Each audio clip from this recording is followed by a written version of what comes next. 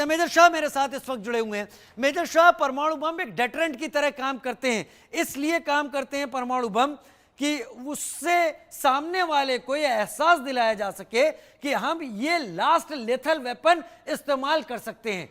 मेरा सवाल आपसे एक दूसरा है, अगर हम इस्तेमाल कर सकते हैं, हमारे पास है, हम उसको सामने रख सकते हैं, तो कन्वेंशनल हथियार जो हैं उनका इस्तेमाल करते हुए हमने अपनी एलओसी को खामोश क्यों किया हुआ है? सीज फायर किसके लिए किया हुआ है? वो सीज फायर आखिर क्यों चलता जा रहा है जब पाकिस्तान भारत में घुसकर ऐसी गतिविधियां करवा रहा है?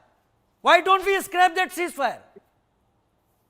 आपका बहुत ही लाजिब और बहुत ही जायज सवाल है आपका, और बहुत ही दिलचस्प सवाल भी है। जी हाँ, देखिए, हमने सीजफायर इसलिए कर रखा है कि हिंदुस्तान एक मानवता, एक इंसानियत में हमेशा विश्वास रखा है। हमने हमेशा सफेद झंडा दिखाया है।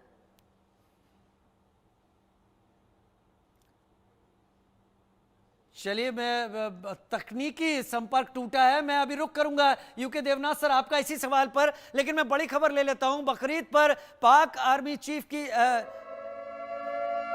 जो बात सामने आ रही है इस वक्त, बड़ी खबर जो आ रही है सामने, मैं अपने दर्शकों को बता दूं, बकरीद पर पाक आर्मी चीफ की एक गीदड़ बफकी भी सामने आई। कश्मीर का जिक्र किया, भारत के खिलाफ जहर उगला। जनरल असीम मुनीर ये दिखाई पड़ रहे होंगे, पाकिस्तान के खिलाफ झूठे प्रचार कर उकसाया जा रहा है। पाकिस्तान हमेशा क्षेत्र में शांति और स्थिरता का समर्थन किया है। अब असीम मुनीर जी अगर आगे भी चुटकुले सुनाएं तो आगे भी जनता सुनेगी, लेकिन उनका कहना है कि कश्मीरियों पर उत्पीड़न किया जा रहा है।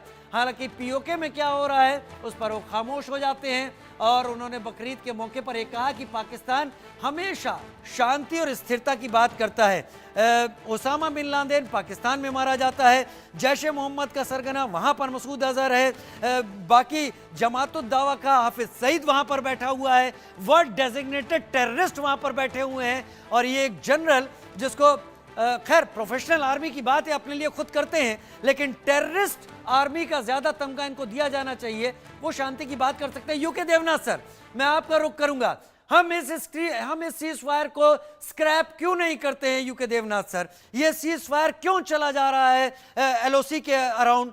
और भारत इस सीज फायर को मान रहा है, लेकिन भारत के अंदर तो टेररिस्ट खुलेआम आ रहे हैं। ये हमारे पर एक दबाव की तरह तो नहीं है सीज फायर?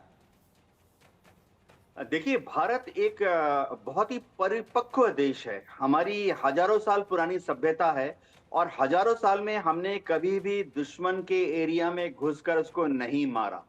ये समझना पड़ेगा। हमारी सभ्यता संस्कृति में हम भारत के अंदर ही खुश हैं, खुशहाल हैं।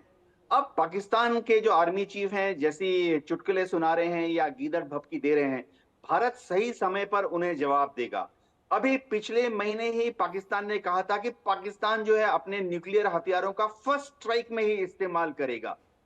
भारत ने बार बार कहा है कि हम हमारे न्यूक्लियर हथियार का फर्स्ट स्ट्राइक में इस्तेमाल नहीं करेंगे, सेकेंड स्ट्राइक यानी जवाबी कार्रवाई देने के लिए ही हम हमारे न्यूक्लियर हथियार का इस्तेमाल करेंगे। अब पाकिस्तान जो ये गीदड़ भभकी देता रहता है कि वो भारत के ऊपर न्यूक्लियर हथियार फेंकेंगे, वो कहां बचेगा? अगर उन्होंने अपने कुछ छोटे छोटे से न्यूक्लियर बम भारत पर फेंक दिए, उनके न्यूक्लियर बम की जो यील्ड है वो कोई 1 किलोटन है, कोई 10 किलोटन है, उसके मुकाबले भारत के हमारे जो न्यूक्लियर हथियार हैं हमारे बड़े वाले हैं, हमारे यील्ड है 100 किलोटन की। तो अगर अब युद्ध हुआ तो पाकिस्तान अगर हमारे ऊपर गलती से एक आध बम फेंकेगा, और जब हमने हमारे 100 किलोटन के बम फेंकने शुरू किए तो पाकिस्तान तो मटिया मेट हो जाएगा, नक्शे में ढूंढकर नहीं मिलेगा। लेकिन हम वहां नहीं चाहते हैं, क्योंकि हम अपने देश की जो सुरक्षा तंत्र है उसकी व्यवस्था इस तरह से किए हैं। तो पाकिस्तान छुटमुट शैतानियां करता रहेगा, भारत एक दिन उसका एक करारा जवाब देगा, जैसा हमने उरी में किया था, बालाकोट में किया था। जी, भारत करारा जवाब देगा, बेहतर जवाब देगा, लेकिन ऐसा लग रहा है कि भारत को जवाब करने में यूके देवनाथ सर देर होती जा रही है। खैर, बड़ी खबर का रुख कर लेते हैं। पाक सरकार की जबरदस्ती से पीओके की जनता परेशान है। पीओके को बड़ी चुनौतियों का सामना करना पड़ रहा है। महंगाई वहां पर बढ़ गई है, बिजली वहां पर नहीं मिल रही है, विकास नहीं हो रहा है, लोगों में भारी नाराजगी है, पुल निर्माण नहीं होता, लोगों में गुस्सा है क्योंकि लोग एक जगह से दूसरी जगह नहीं जा पा रहे हैं, सरकार का रवैया पीओके के लिए सेकंड ग्रेड सिटीजनशिप जैसा है। वहां पर कोर्ट तक में ये कह दिया गया कि पीओके के एक शख्स का एक मसला आया तो कहा गया है विदेशी मसला है। जाहिर बात है वो विदेशी है, वो भारतीय है, और अब भारत उस वक्त का इंतजार कर रहा है जब पीओके की मदद के लिए आगे बढ़ेगा। लेकिन इस बीच एक और बड़ी खबर का रुख कर लेते हैं। बड़ी खबर पीओजेके से सरकार के मंत्री के खिलाफ लोगों में गुस्सा, सरदार मीर अकबर के लिए भी लोगों में गुस्सा है। पीओके की अवाम सरकार की उपेक्षा से नाखुश है। मंत्री सरदार मीर अकबर पर दुर्व्यवहार का आरोप है। यूनाइटेड फोरम बाग के अध्यक्ष हैं सरदार जहांगीर। मंत्री सरदार मीर अकबर का बयान परेशान करने वाला है। पीओके के लोगों में विभाजन पैदा करने की एक कोशिश यहां पर हो रही है। तो पीओके में अत्याचार क्या हो रहा है वो भी समझ लेते हैं। पीओके में आज़ादी का आंदोलन अब तेज हो गया है। जी हाँ, लोग अब आज़ादी की बात कर रहे हैं। पीओके में पाकिस्तान के खिलाफ प्रदर्शन है क्योंकि वो देख रहे हैं कि सीमा पार भारत के कश्मीर में कितना विकास है और वहां क्या हालत है। पाकिस्तान के कब्जे से अब आज़ादी की मांग कर रहा है पीओजेके यानी पाक ऑक्युपाइड जम्मू कश्मीर के शहरों कस्बों में पाकिस्तान के खिलाफ नाराजगी और उसकी एक नहीं बहुत सारी तस्वीरें सामने आ रही हैं। यूके देवनाथ सर मेरे साथ ज्यादा जानकारी के साथ इस वक्त जुड़ गए हैं।